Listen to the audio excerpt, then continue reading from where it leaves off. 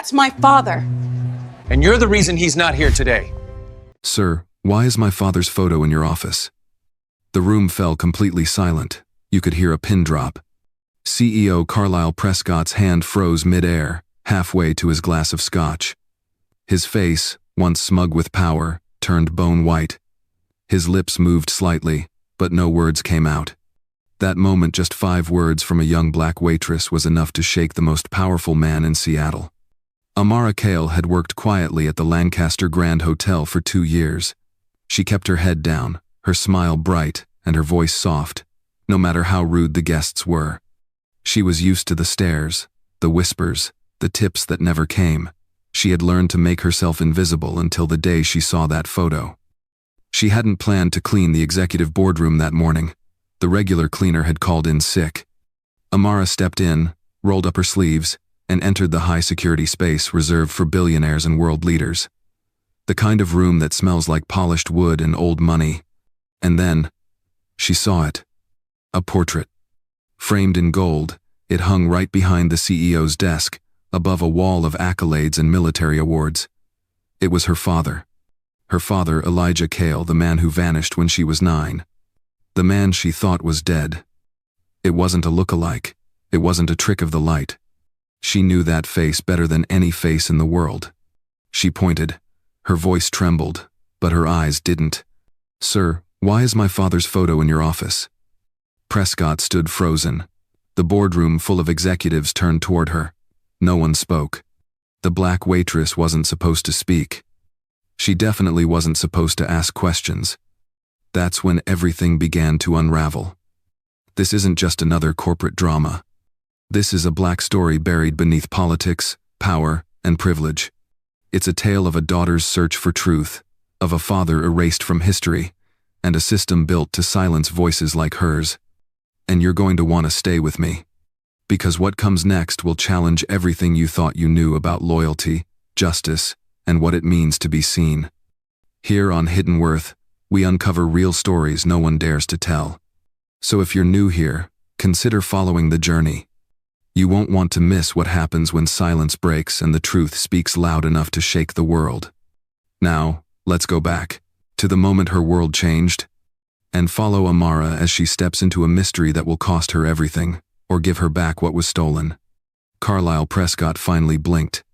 He stepped forward, closing the distance between himself and the young woman who dared to question him in front of half his executive board. Amara still had her finger pointed at the portrait. Her hand trembled, but she didn't lower it, not when her heart was pounding loud enough to drown out the silence.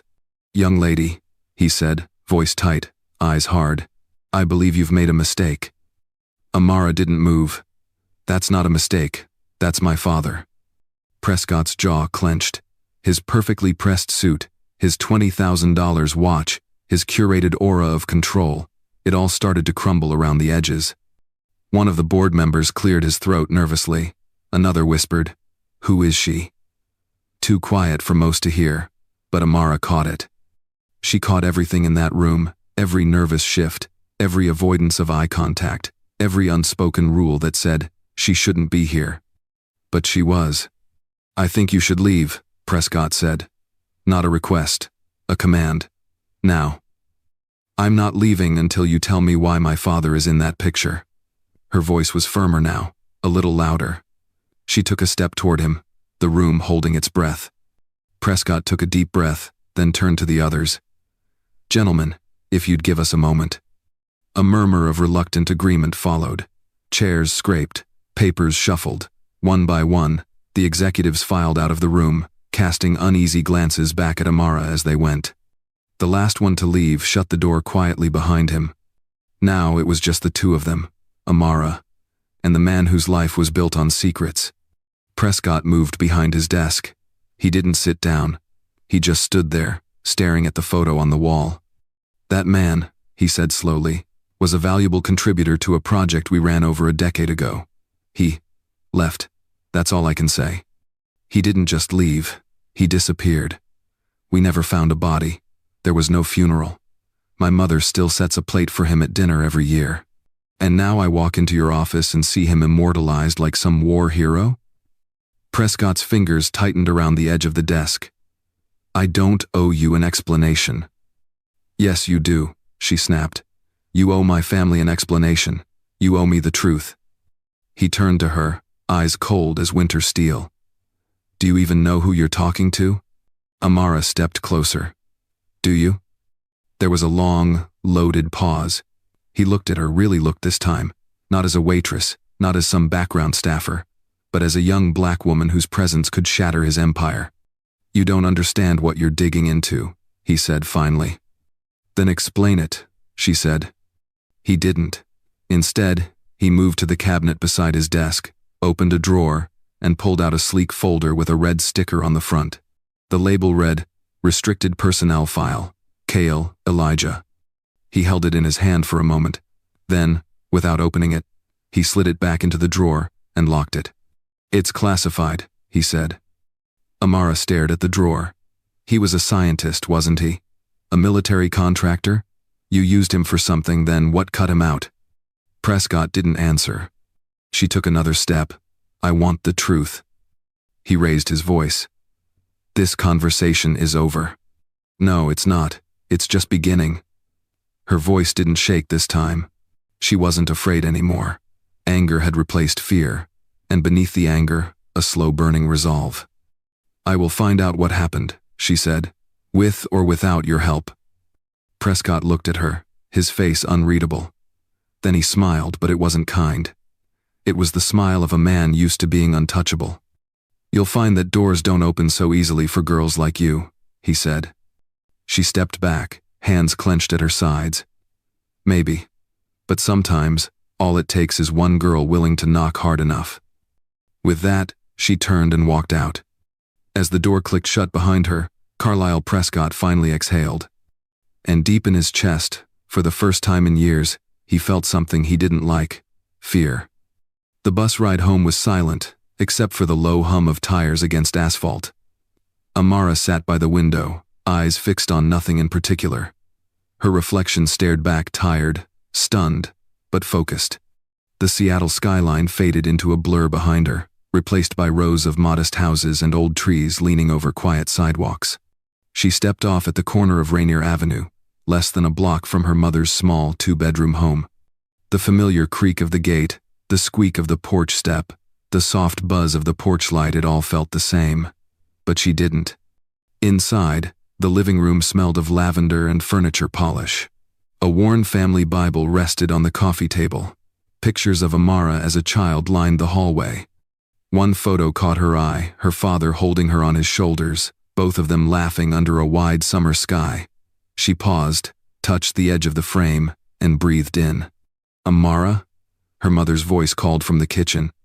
She followed the scent of cornbread and collard greens, and found her mother standing at the stove, apron on, stirring a pot. Marion Cale was a woman carved from grace and grit, her voice soft but steady, her eyes always 2 steps ahead of the room. Hey, Mama. Marion turned, noticed the look on her daughter's face, and set the spoon down. What happened? Amara sat at the small kitchen table, gripping the edge like it might float away. I saw him today, she said. Marion frowned. Who? Daddy. The word hung in the air like smoke. Marion slowly took a seat across from her. What do you mean you saw him? In a photo, at work, in the CEO's office. It was him, Mama. I swear to God it was him. Marion's eyes darkened, her posture stiffened. She didn't speak. Why didn't you tell me he worked with the government? Amara asked. Or that he was involved in some project. The CEO, Prescott, he knew him. He had a restricted personnel file. But he wouldn't say anything. Marion looked down at her hands. I tried to protect you. From what? From the truth, she said. From what it would do to you. Amara shook her head. I'm not a little girl anymore, Mama. Marion stood and walked to the pantry, pulled out a metal tin, the kind that usually held cookies or sewing supplies. But inside was a small stack of old documents, folded letters, and a photograph. The same photograph Amara had seen in the CEO's office, but older, creased and stained at the corners. He gave this to me a week before he disappeared, Marion said, handing it over. Told me to keep it hidden. Told me that if anything ever happened, I'd know what it meant. Amara turned the photo over. On the back, in neat handwriting, were the words, "If they ask, say you don't know me." Her throat tightened. "Mama, what was he involved in?" Marion sat down again, her eyes watery but clear. He was working on something that scared him, something he said was going to hurt people, real people. He told me there were experiments, contracts, things being done in the name of defense, but not for our protection, for control, for power. "Why didn't you go to the police?" "I did. They said he went AWOL, said he ran off with classified files. They treated him like a traitor." Amara looked down at the photo again. Her father's face looked back, calm, brilliant, full of hope. "I have to find out what happened," she said. Marion reached over, placing a hand on her daughter's. "If you go digging, you won't like what you find. I need to know. I need to know." The room went quiet again. Outside, wind rustled the branches of the old maple tree in the yard, the same tree her father used to hang a tire swing on, the same one where she scraped her knees, cried in his arms, laughed until her stomach hurt. Amara stood, holding the photo close.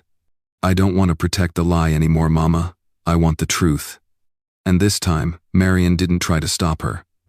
Amara arrived at work the next morning, earlier than usual. The sky still wore a shade of blue-gray, and the Seattle air smelled faintly of rain. She wore her cleanest uniform, hair tied neatly back, and walked with purpose. Part of her hoped it had all been a misunderstanding, that maybe, somehow, there was a reasonable explanation. That hope died fast. Her keycard didn't work. She tapped again, red light. Again, still red. A sharp buzz sounded, and the heavy staff entrance door swung open. Standing behind it was Gerald, head of security, tall, white, ex-cop energy in a pressed uniform and stiff posture. His eyes met hers, but there was no recognition in them, no warmth, just business. "Amara Kale?" he asked, as if they hadn't spoken dozens of times before. "Yeah," she said slowly. "You're no longer employed here. Your access has been revoked." "What?" Her eyebrows shot up. "There must be a mistake." "No mistake." He handed her a sealed envelope, her name printed in cold, bold font. She tore it open with shaky hands, one page, a few lines. "Effective immediately. Your employment at Lancaster Grand Hotel is terminated for breach of conduct, unauthorized entry into executive spaces, and inappropriate confrontation of executive leadership." She read it twice. "You've got to be kidding me," she whispered. Gerald didn't blink. "You'll need to leave the property now."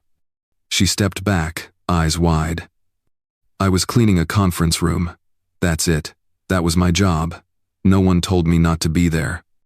"You raised your voice at a senior executive," he replied flatly. "In a secure area." I asked a question. Gerald shrugged. "I'm just enforcing what's been handed down." Behind him, two other hotel employees peeked around a corner. One of them was the same server who made fun of her accent last month. He smirked. The other laughed and quickly turned away. She turned to face Gerald one last time. "If I were a white girl in a skirt suit asking the same question, would I be standing here right now?" He didn't answer. Amara spun around and walked off. She didn't run. She didn't cry.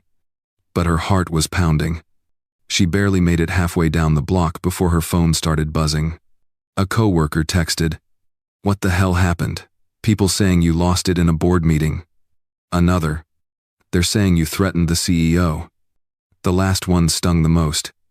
"You should have just kept quiet, girl." By noon, her name was on a trending Reddit thread. A tabloid-style blog had already posted an article titled, "Waitress freaks out at Billionaire CEO claims dead dad photo in office." Under it was a still from a security camera. It showed her mid-sentence, one arm raised, face tense with emotion. No audio, no context, just an image designed to look unhinged. And the comments? Typical. Always turning things racial. Who let the help speak at the table? Every word sliced deeper. It wasn't just about her. It was about what she represented. A black woman standing in a space she wasn't meant to stand in. A voice that wasn't supposed to question power.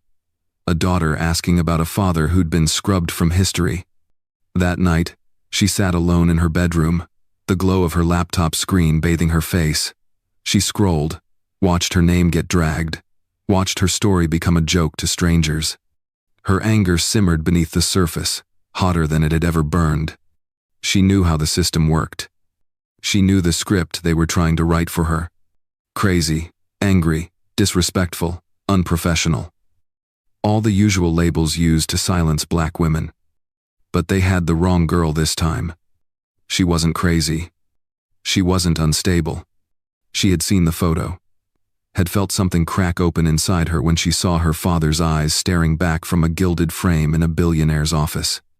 And now they were trying to shut her up. She opened a fresh notebook on her desk. At the top of the page, she wrote, "Find out the truth, clear his name, take them down." Then, underneath that, smaller, "Do it for him, do it for you." The world was watching her fail. She was going to make them watch her fight. Amara stared at the list of missed calls and ignored texts on her phone. None of it mattered right now. She needed someone she could trust, someone outside of the Lancaster Hotel. Outside of that world. Someone who didn't just see her as the fired waitress who snapped. Her fingers hovered over her contacts until she landed on one name. Jalen Ross. They hadn't spoken in almost 2 years. Life had drifted them apart after college, but once upon a time, he was the only person who believed in her dreams when even she didn't. And more importantly, he worked in cybersecurity. She tapped the call button. 3 rings. Then his voice, warm and surprised. "Amara?" "Yeah, hey, sorry it's been a while." He laughed softly. "You're calling me out of the blue. What's up?" She hesitated.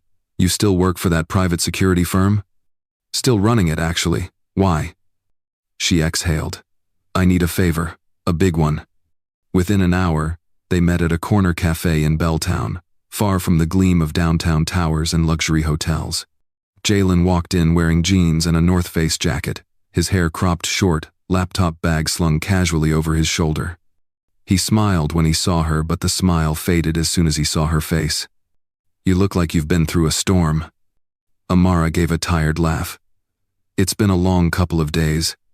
They ordered coffee, and once they were settled in a back booth away from prying ears, she told him everything. The photo, the confrontation, the firing, the online smear campaign, her mother's confession, every single piece. Jalen didn't interrupt, he just listened. His expression darkened as the story unfolded. When she finished, he leaned back and rubbed his jaw. "Carlisle Prescott, huh? You know him?" "Only by reputation," Jalen said. "Defense contracts, biotech research, silent boardroom deals. Very old money, very clean image. Too clean if you ask me." "I need to know what he's hiding," Amara said. "If my father worked for him or with him, I need the truth." Jalen opened his laptop and got to work. His fingers danced across the keyboard with quiet speed. "I can start by checking publicly available info. Then I'll tap a few databases I have backdoor access to. But if this guy really has military ties or classified history, we might hit some firewalls." "I don't care, go through them." He looked up at her, eyebrows raised. "You're serious about this?" "I have nothing left to lose." They sat in silence while the screen filled with search results. Jalen scrolled through articles, SEC filings, LinkedIn connections, campaign donations. Then he found something that made him pause. Here, 10 years ago, Carlisle Prescott sat on the advisory board of a military contractor called Aegis Dynamics. They ran bio-defense projects for the Department of Defense. "Biodefense?" Amara echoed. "Like viruses? Vaccines?" "Like human testing," he said quietly. She swallowed hard. "Is there any mention of my dad?" "Hold on." Jalen pulled up archived records from an old procurement database. It was messy, redacted in parts, but one name was legible. Cale, Elijah, civilian consultant, clearance level, top secret. He turned the screen so she could see. "That's him," she whispered. "That's my dad." Jalen looked at her, concern etched in his face. If he had clearance like this, and then vanished, it means one of two things. Either he ran from something, or they made him disappear. They sat there for a beat. The low buzz of the cafe around them, the smell of espresso, the click of keyboards, all of it faded into background noise. Amara leaned in. "Can you get into Aegis Dynamics' internal archives?"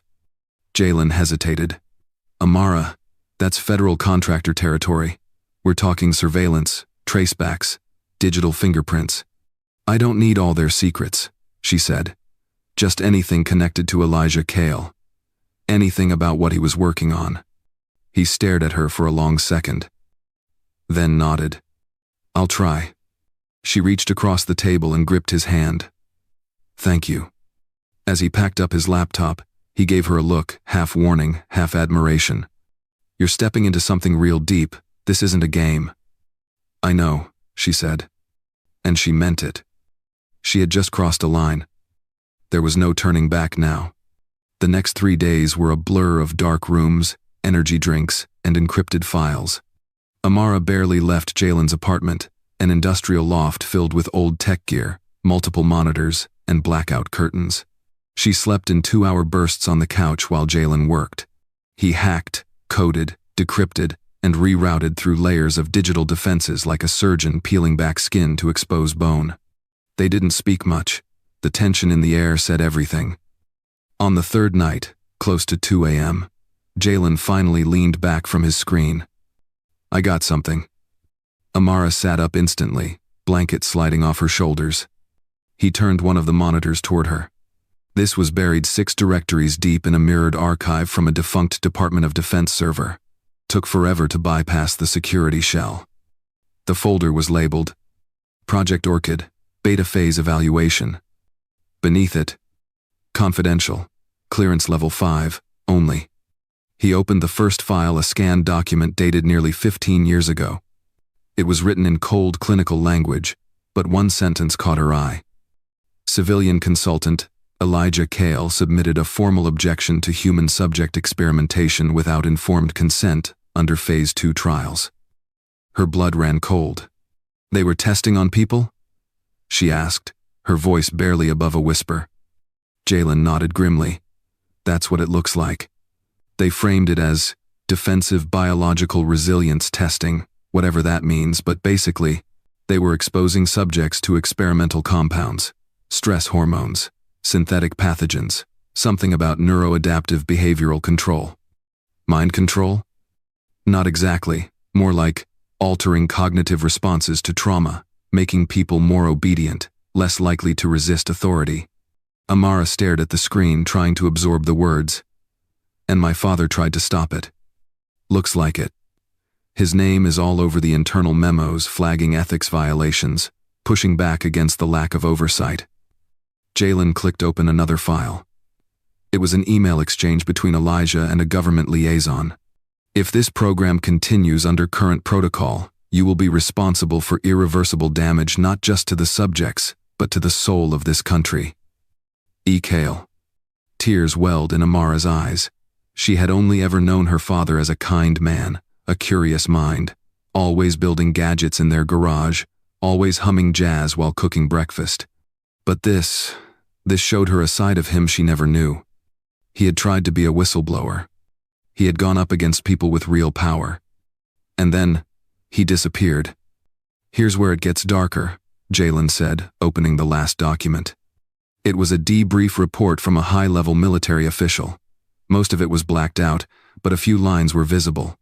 Subject Cale, disengaged, security compromise contained, no further action recommended. Visual assets secured, secondary narrative approved for media channels. Lancaster Group to retain control of assets until re-evaluation. Amara stared at those lines for a long time. "Disengaged," she repeated slowly. "They killed him." Jalen didn't say anything. He didn't need to. She stood, walked across the room, and stared out the window. Rain streaked the glass like silent tears. Her reflection stared back, older, angrier, more determined than she ever thought she could be. "They buried him," she said. "Not just physically. They erased him, rewrote the story." Jalen joined her at the window. "This file isn't just about your father. It's about a program that was never supposed to see the light of day. If you go public with this, they'll come after me," she finished. He nodded. You, me, anyone who helps you. I can't walk away now. He gave her a long look. Then we need to be smart. She turned back to the monitors, jaw clenched. I want everything, every piece of evidence, every name, every lie. I want to burn down whatever fortress Prescott is hiding behind. Jalen smiled faintly. That's the Amara I remember. They started downloading copies of the files onto an encrypted drive. Jalen added another layer of protection, routing backups through overseas servers, just in case. As the progress bar ticked forward, Amara's eyes returned to the name at the top of every report. Project Orchid. She didn't know what it meant. Not yet. But she was going to find out. And when she did, the world would finally hear the truth about Elijah Cale. Amara stood outside the Lancaster Grand Hotel for the first time since being fired. It was nearly midnight. Rain tapped quietly against her hood as she looked up at the glowing top floor where Prescott's office still burned with late-night light. He's up there, she whispered, sitting behind that desk, probably thinking this is all over. Jalen checked his watch.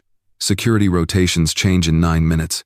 After that, we have exactly 14 minutes before they loop again. Amara nodded. Jalen handed her a small earpiece. I'll guide you from the van. You just follow the route we rehearsed. You sure you remember it? Every step. They walked quickly to the alley behind the building.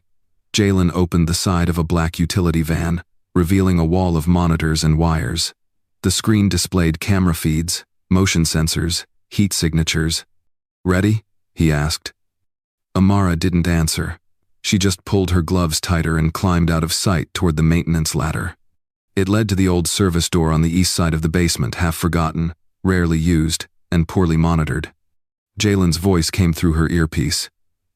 You're clear for entry. Unlocking the service panel now. A second later, the old metal door made a faint click. She pushed it open and stepped inside. The basement of the Lancaster Grand was nothing like the elegant floors above. Down here, the marble gave way to concrete, the soft music replaced by humming generators. Pipes lined the walls. Water dripped from somewhere she couldn't see. Her footsteps echoed. Jalen guided her past the first corridor. Go left, room 12B. That's where they store old paper records, blueprints, contracts, guest logs. But more importantly, that's where they hide what they don't want in the cloud.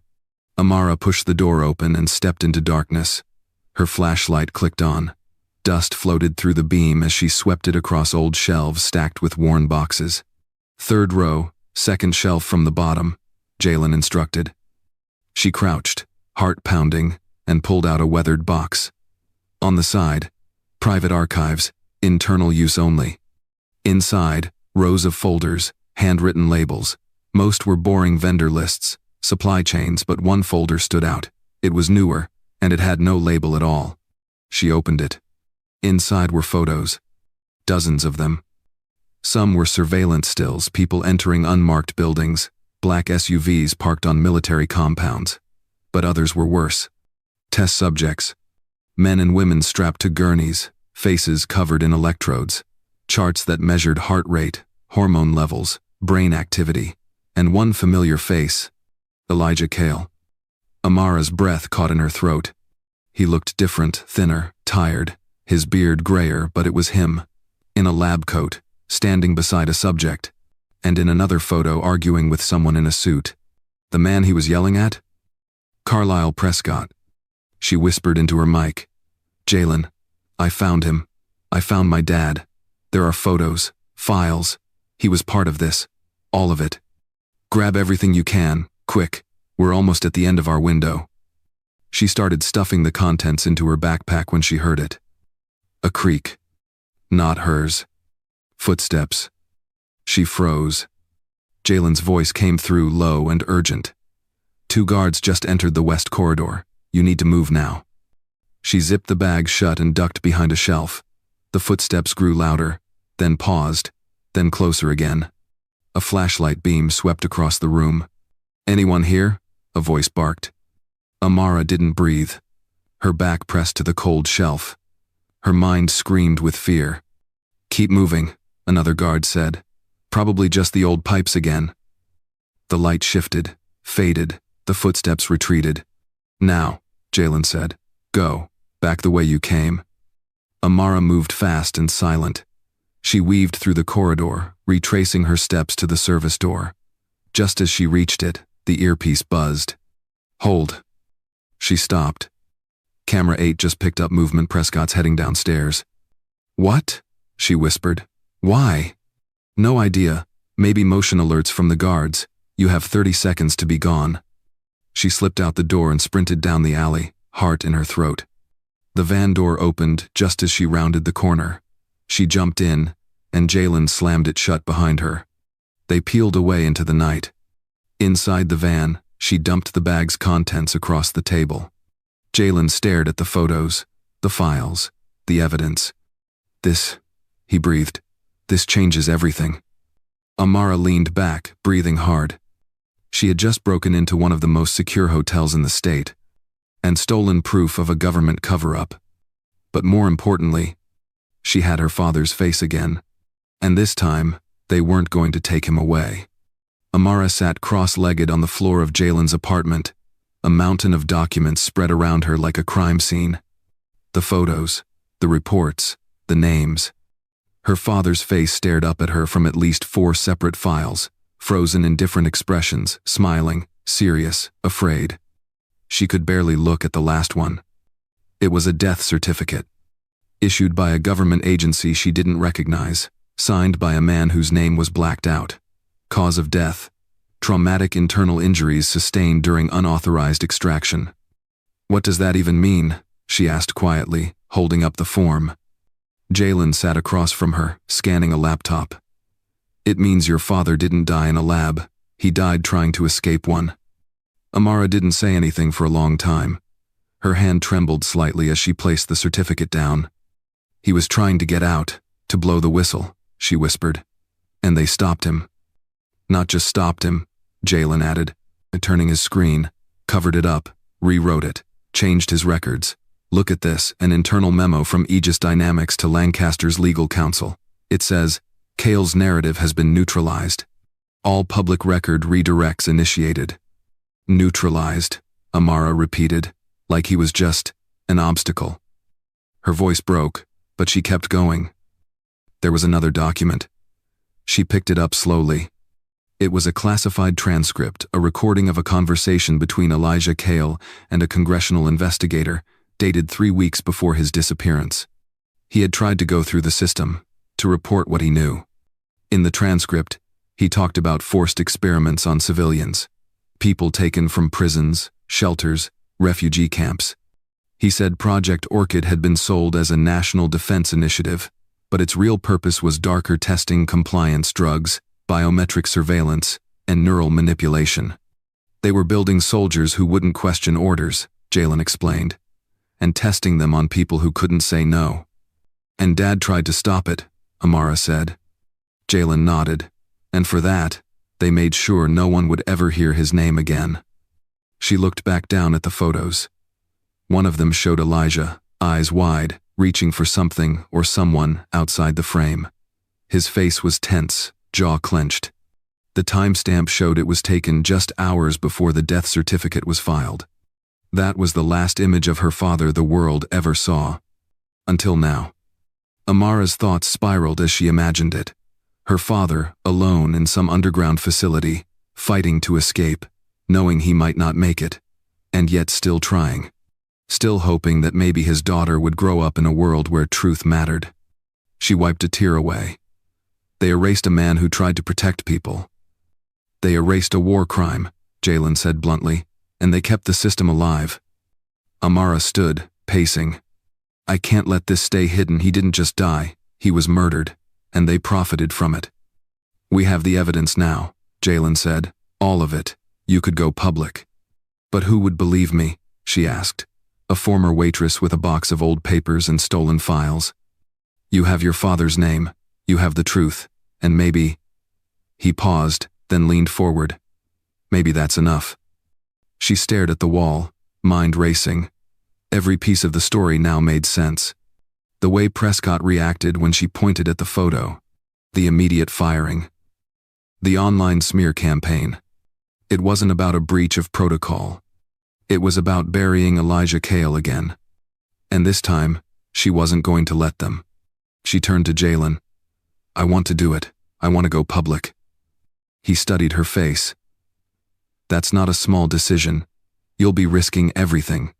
She nodded. So did he. Jalen hesitated, then gave a small smile. "Then let's tell the world." Amara stepped out into the early evening drizzle, pulling her hood low to shield her face. Seattle's skyline was streaked with neon lights and rain-slicked streets. Her boots tapped the pavement in a steady pace. She carried the encrypted drive and printed documents she'd smuggled from the Lancaster basement. In her mind, the truth she was about to unleash felt as fragile and dangerous as glass. She moved briskly through back alleys and side streets, avoiding major thoroughfares. Jalen's voice came softly through the earpiece. "You're good so far. Avoid 3rd Avenue, too many cameras. Head for Pioneer Square, then swing toward the waterfront tunnels." Amara nodded, even though nobody could see her. She trusted Jalen's route blindly. He was her eyes on the digital map, her lifeline. As she turned a corner toward Yesler Way, something made her freeze. A reflection in a rain-glazed window. 2 dark SUVs a block behind her, taillights glowing red in the mist. She slowed her pace. Jalen's voice crackled urgently. "Vehicle tailing you, silver-black SUVs looks like armored plates. You need to lose them." She darted, left into a narrow pedestrian passage, slipped behind a dumpster, heart pounding in her throat. She crouched in the shadows, breath shallow. Her phone buzzed. She didn't dare look. The SUVs passed by slowly, headlights flooding the alley. One driver flicked the headlight beam toward her dumpster. Time stretched. Footsteps, engines idling, her pulse thundered. Then the vehicles roared past. Amara exhaled, legs trembling. She continued, trying to calm her racing mind. She stuck to shadows, ducking behind pillars and storefronts. At any moment, someone could spot her. Security cameras, streetlights, watchers. She rounded a corner and almost ran into someone, older man, umbrella, startled expression. She mumbled, "Sorry," and slunk past. Jalen's voice returned, softer now. "You've got 1 minute to reach the tunnel entrance near Lewis Street.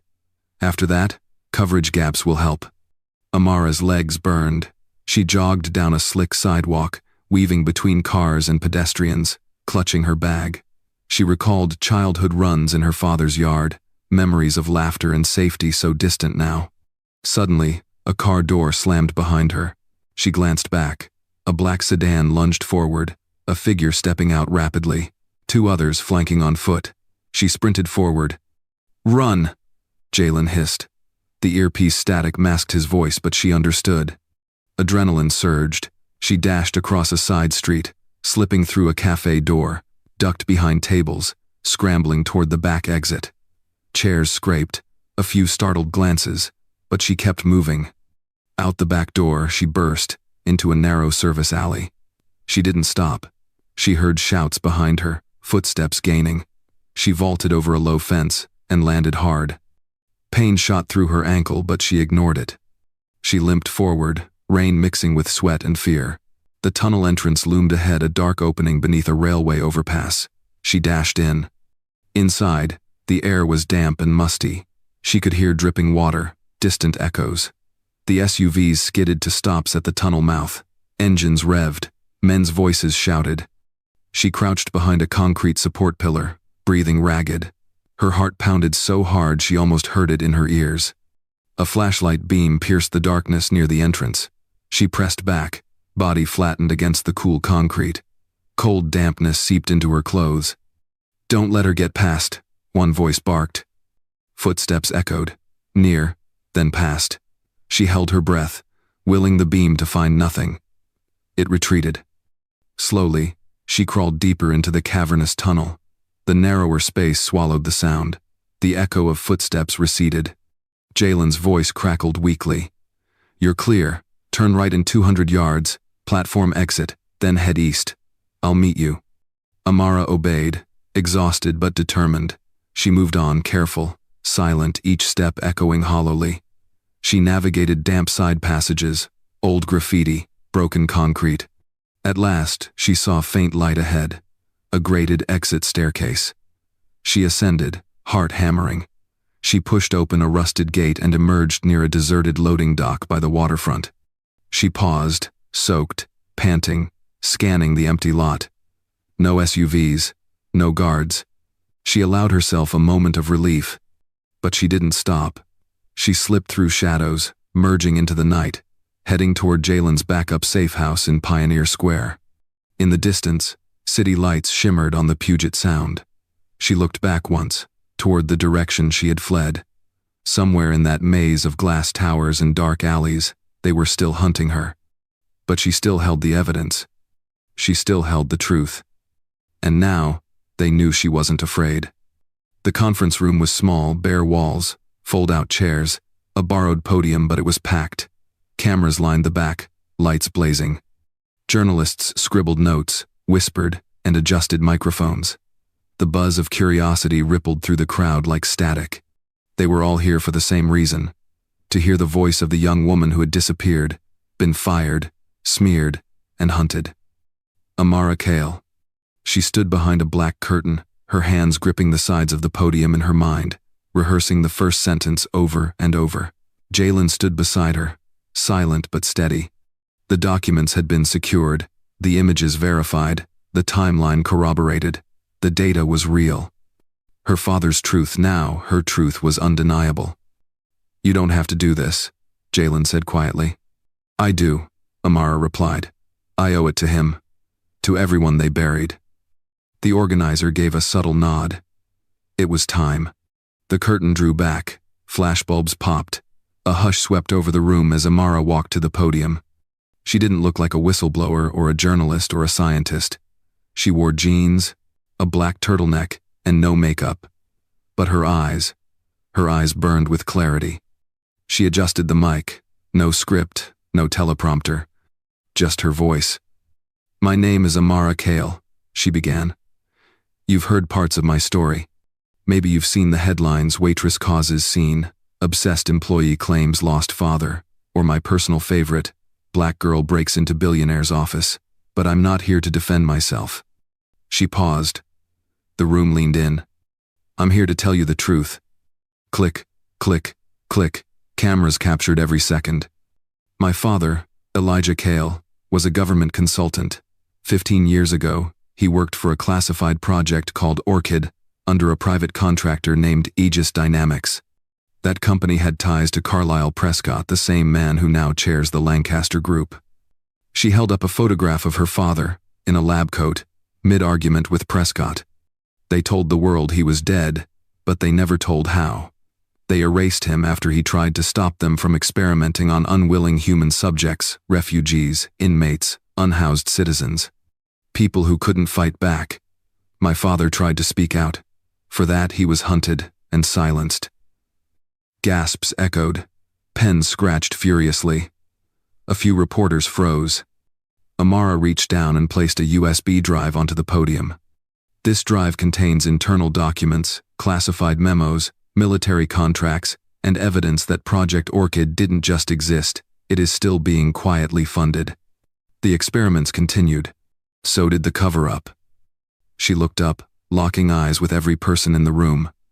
"They called me unstable, disobedient, emotional, all because I asked a question, all because I wouldn't be quiet." Her voice never cracked. It didn't need to. Being a black woman in a place of power means people expect you to know your place, to smile and serve. But I'm not smiling today, and I'm not serving. A pause. I'm here to reclaim the legacy of a man who died protecting others, and to show every person who's ever been silenced, forgotten, or erased that the truth still matters. The room erupted not with applause, but with a roar of questions. Do you have confirmation of military involvement? Has the White House seen this? Are you prepared to testify? Amara raised her hand. Everything is on the drive. We've given a full copy to 3 independent journalists, a human rights watchdog, and a senator who's launching a formal inquiry. She turned toward the cameras. And to the Lancaster Group, to Mr. Prescott, and anyone else who thinks power means immunity, your time is up. Then she stepped back. No mic drop, no theatrics, just a quiet dignity as she exited through the same curtain she entered from. Outside, people already crowded the sidewalks. Protesters, reporters, supporters. A group held up a sign, "Justice for Elijah Cale." She stood still for a moment, letting the wind blow through her curls. Jalen joined her, eyes wide. "You did it." "Not yet," she said, "but it started." From that day forward, the world would no longer speak Elijah Cale's name in silence. Carlisle Prescott sat alone in his corner office, high above the city. The rain streaked the floor-to-ceiling windows, casting reflections of red brake lights and news tickers that crawled across screens far below. But he wasn't watching the traffic. He was watching himself on television. Every major network had broken into regular programming. The image of Amara Cale standing at the podium had gone viral. Within minutes, hashtags exploded across social media. Number Cale Truth. Number Project Orchid. Number Prescott Exposed. Carlisle clenched his jaw as a news anchor's voice filled the room. The allegations against Lancaster Group and its chairman, Carlisle Prescott, have triggered an emergency congressional review and multiple criminal investigations. Evidence revealed by Amara Cale, daughter of the late Elijah Cale, includes documentation of human experimentation tied to government contracts and hidden operations. He turned off the screen. The silence was worse. The phone rang. He ignored it. Then his assistant burst in without knocking, a young man, pale, clearly shaken. "Sir, I think you should see this."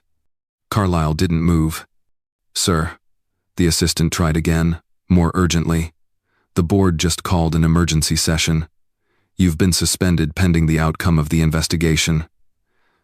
Now he looked up. "Suspended? They've frozen your accounts. There's talk of appointing an interim CEO until they figure out what to salvage." Carlisle stood slowly, like an old machine powering down. "They're abandoning me? They're protecting the company." "No, they're protecting themselves." His voice was low but laced with venom. Outside, the media frenzy was growing. Protesters gathered at Lancaster HQ with signs. Former employees came forward, some breaking NDAs to corroborate Amara's story. Class action lawsuits began to form. Even shareholders were distancing themselves, dumping stocks. And behind closed doors, senators were preparing subpoenas.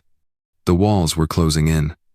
Meanwhile, Amara watched it all unfold, not from a place of celebration, but of cautious silence. She sat with Jalen in a rented apartment miles from the city center, eyes fixed on the TV as a special report played. Carlisle Prescott declined to comment, but anonymous sources close to the board suggest that internal investigations are confirming multiple layers of misconduct, including bribery, false record-keeping, and obstruction of justice. Jalen muted the screen. "It's happening." Amara didn't smile. "Too many people still think it's just a corporate scandal." "It's not. It's a human story. It's about a man who tried to stop evil and paid for it with his life." Jalen nodded. "But now, people are listening." At Lancaster, chaos reigned. Internal emails leaked. Prescott's personal communications revealed his hand in suppressing whistleblowers, ordering black bag surveillance, and burying dissenters. One chilling memo read, "Ensure Cale's family remains monitored. Any connection between his work and current ops must remain untraceable." By day 3, law enforcement showed up at corporate headquarters. Federal agents removed boxes of hard drives and classified files. On the evening news, another bombshell hit. A former project supervisor at Aegis Dynamics confessed on camera. "We knew what we were doing. We were told it was for national security, but deep down, we all knew it was about control. Kyle warned us. He tried to stop it. We let them take him." That testimony broke the dam. Calls for justice surged. The Lancaster Group's market value plummeted. Their PR team issued a public apology, distancing themselves from Prescott. They offered settlements, but the public wanted more than payouts. They wanted accountability. Prescott's own attorneys withdrew from his case.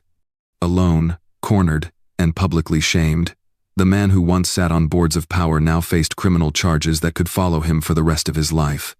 Meanwhile, Amara stood quietly on the rooftop of her apartment building. The city stretched out before her, alive, loud, unaware of the storm still stirring inside her. Jalen joined her, 2 mugs of coffee in hand. He's done. He's finished. She nodded. But the system isn't. No, but you cracked the shell. A beat of silence.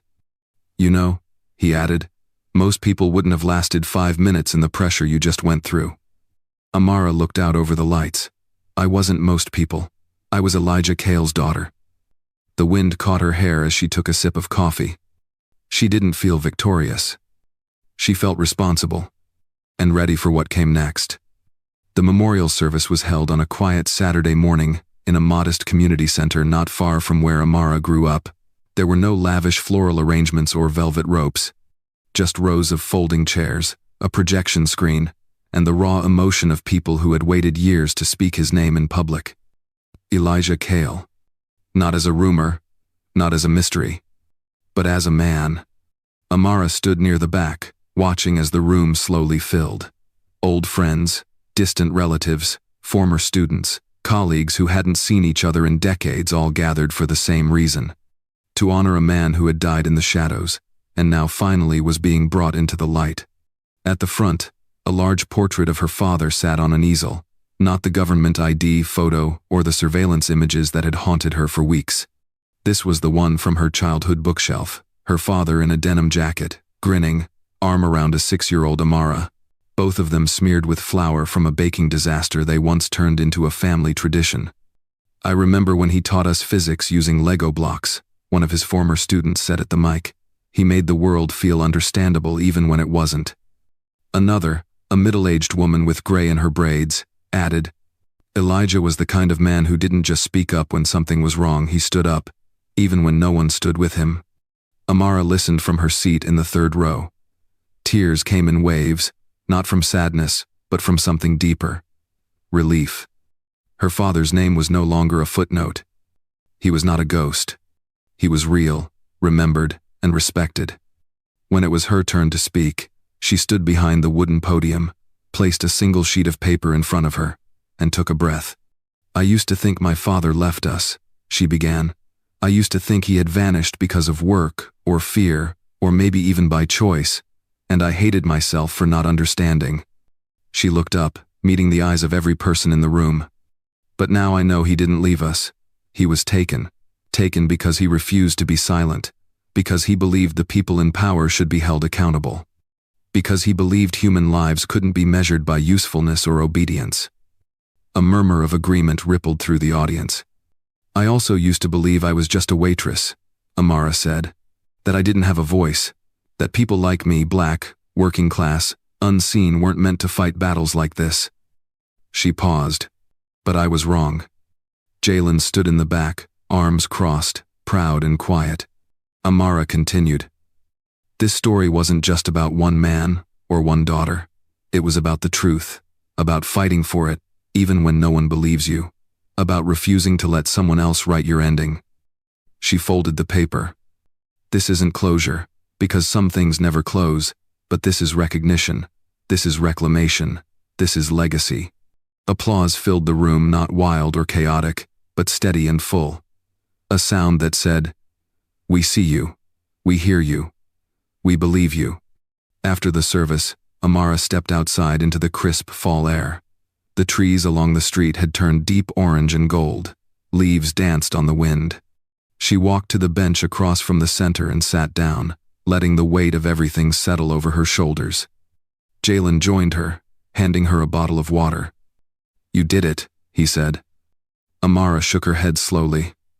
We did it. He leaned back, watching a group of children play tag nearby. What now? Amara looked up at the sky, then at the horizon. Now I live. Now I tell his story the way he deserves. And maybe I help other people tell theirs. You thinking what I think you're thinking? She smiled. Non-profit, justice for the unheard, support for whistleblowers, education, real access to legal help, especially for people like me, people they count on staying quiet. Jalen chuckled.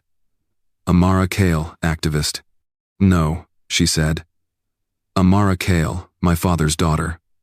They sat in silence as the sun peeked through the clouds. In that moment, she felt no bitterness, no rage, just something fierce and quiet, pulsing in her chest. Peace. Not because justice had fixed everything, but because the truth had finally been spoken, and it had her father's name on it. 2 months after the press conference that shook the country, Amara sat in a modest downtown office, bare walls, donated desks, and a window that overlooked nothing glamorous. No skyline, no waterfront. Just a cracked alley with graffiti and a stubborn weed growing through the pavement. But to her, it was beautiful. Because this was the start of something real. The Justice Legacy Fund. What began as an idea on a park bench after her father's memorial was now forming shape, an organization dedicated to supporting Black families affected by institutional cover-ups, wrongful imprisonment, and whistleblower retaliation. The forgotten, the silenced, the erased. Amara had no experience running a nonprofit. She wasn't a lawyer, or a politician, or even a public speaker by trade. But she had what mattered most: purpose, clarity, and the name Kale, now known across the country for resilience, truth, and sacrifice. The idea came to life faster than she expected. Jalen helped design the website and encrypt the donation portal. A local designer offered branding work for free. Amara's story had gone so viral that emails poured in from all over the country, families with similar stories. People who had lost siblings, spouses, parents to institutional cruelty. Some sent documents. Others sent prayers. And some sent checks. At first it was $10 here, $25 there. Then a single anonymous donation came in. $100,000. Jalen stared at the notification in disbelief. "That's either a tech angel or someone with a guilty conscience," he said. Amara smiled faintly. "Either way, it goes to the right place." Within weeks, the Justice Legacy Fund became more than just a website. It had outreach teams, legal partners, mental health counselors who offered free therapy to whistleblowers and their families, volunteer investigators, even a small grant program for community-based research. But Amara was careful. She refused interviews from mainstream networks. She declined speaking at awards shows or accepting ceremonial plaques. She wasn't chasing fame, she was chasing impact. She spent her days listening. People like Reggie Davis, a former military analyst dishonorably discharged after raising concerns about undocumented detainments. Or Letitia Monroe, a social worker in Mississippi who lost her job after exposing her agency's discrimination against Black mothers. Or Malik Thompson, whose brother had died in a privatized prison under unclear circumstances. Each person had a file, each file had a story, and Amara made sure each one got a voice. In one recorded session with a donor group, she said, "This fund isn't charity, it's justice. It's not about healing wounds we caused, it's about preventing the ones we haven't seen yet." One morning, she arrived early and found a handwritten note taped to the door. No envelope, no name. It read, "I watched you speak. I believed your father was a traitor. I taught my kids to believe that too. I was wrong. You changed my mind. You changed my son's mind. Thank you for giving him a new hero to follow." Amara folded the note and placed it in a small wooden box on her desk. The box now held dozens of similar messages, scribbled apologies, confessions, thank yous, even hate mail that reminded her the fight wasn't over. But she wasn't afraid of that anymore. The Justice Legacy Fund opened its first satellite chapter in Atlanta, then another in Detroit. Plans were underway for LA, then New Orleans. People stepped forward from all walks: journalists, retired cops, military families. Some had money, some had influence, some just had pain and needed somewhere to put it. And every time Amara walked into that office, no matter how tired she felt, she remembered why it all started. A single photo, a moment of clarity, and a voice that refused to be silent. On the day they reached their first $1 million in donations, Jalen found her in the hallway, staring out the same cracked alley window. "We're helping people," he said. She nodded. "It doesn't bring him back. But maybe it keeps someone else from losing their dad." Jalen looked at her for a long moment. "You ever think you'd come this far?" She smiled, not with pride, but with something gentler: gratitude. No, I just thought I'd keep showing up until someone listened. He nodded. Well, the world's listening now. Amara didn't answer. She just looked at the old poster on the wall, the one she had hung herself. Justice is not a favor, it's a right. Elijah Cale. And she knew. The fight had just begun. The rain had finally stopped. Seattle's sky cleared for the first time in weeks, revealing a quiet stretch of late afternoon sunlight that spilled across the rooftop where Amara stood. From here, she could see the whole city, a place filled with contradictions, steel towers and broken sidewalks, ambition and injustice, hope and memory. She breathed in deeply. This was where her father once dreamed of a better future, and where she had finally stepped into it. Behind her, the door creaked open. Jalen emerged, coffee in hand, offering it without a word. She took it, warm against her fingers. Neither of them spoke for a while. They just stood there, side by side, watching the city catch its breath after everything it had seen. Then, softly, Amara said, "You know what still gets me?" Jalen looked over. "I thought I wanted revenge," she continued. "I really did. I wanted Prescott ruined. I wanted every person who ever dismissed me to feel what I felt. Powerless. Dismissed. Ashamed." He nodded slowly. "And now?" "I don't feel that anymore," she said. "Not because they didn't deserve it, but because I didn't want to carry that weight forever. I had to let go of the fire, so I could finally walk forward." She turned, setting the coffee down on the edge of the rooftop. "There's a difference between justice and revenge," she said. "Justice is about the truth. Revenge is about staying stuck in pain. I had to forgive, maybe not them, but myself, for all the time I spent blaming me for what happened." Jalen was quiet. Amara looked at him. "Forgiveness isn't weakness. It's choosing not to let what broke you define you. It's standing in the mirror and saying, 'I'm still here. I'm still going.'"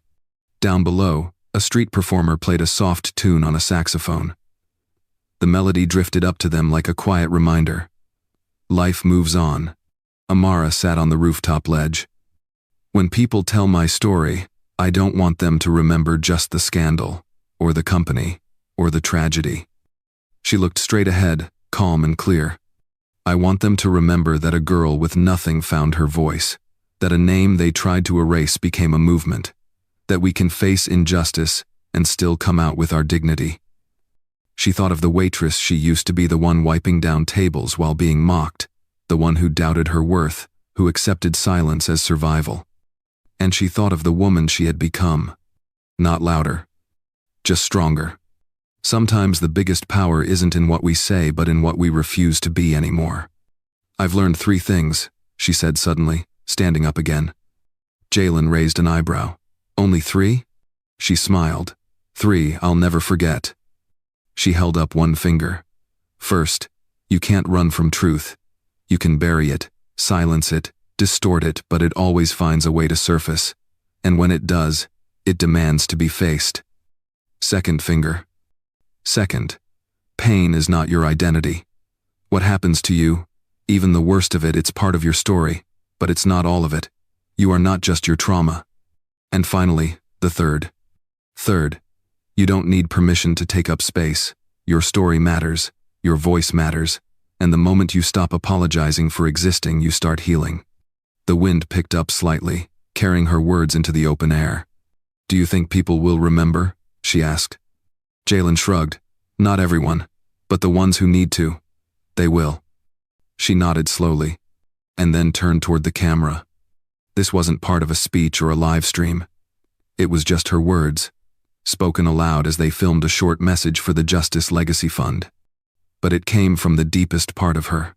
"If you're watching this," she said, "and you've ever been silenced, dismissed, mocked, or erased, know this: you're not alone. I see you. I've been you, and I believe you." She leaned forward slightly. "You don't need to be powerful to speak the truth. You just need to start. One step, one word, one breath." A pause. "If my story moved you, if Elijah Cale's legacy means something to you, share this. Tell someone, speak your truth, or help someone else tell theirs. The Justice Legacy Fund is here for that.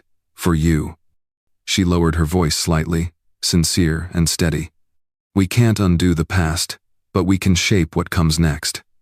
Then, quietly, and we start by not being afraid anymore. The camera shut off. She stood there in silence. Not as a victim, not even as a hero, but simply as Amara Kale, daughter, witness, and builder of something better. And somewhere, maybe just beyond the wind, her father was proud.